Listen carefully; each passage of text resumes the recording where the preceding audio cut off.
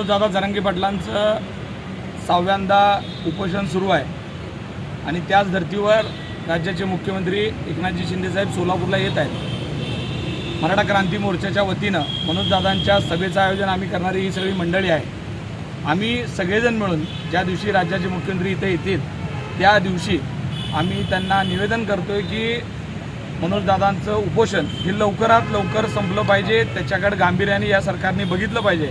मनोजदादा जे सांगतात ते तंतोतंत तशा पद्धतीचा त्यांच्या मागण्या पूर्ण करण्यासाठी सरकारने गांभीर्याने लक्ष दिलं पाहिजे, ही आमची प्रामुख्याने मागणी आहे। काल सोलापूरमध्ये स्वघोषित मराठा समन्वयक माऊली पवार जे महाविकास आघाडीचा अजेंडा चालवत आहेत, लोकसभेत घेतलेलं टेंडर अजूनसुद्धा विधानसभेपर्यंत न्यायचं आहे, या दृष्टिकोनातून ते काल सांगत होते की राज्याचे मुख्यमंत्री सोलापुरात येत आहेत, त्यांना आम्ही पाऊल ठेवू देणार नाही।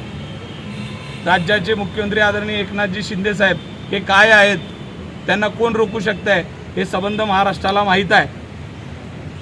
त्यांचा पाय नाही ठेवू देणारे, त्यांचा पाय जागेवर राहील का, हा सगळ्यात मोठा प्रश्न आहे।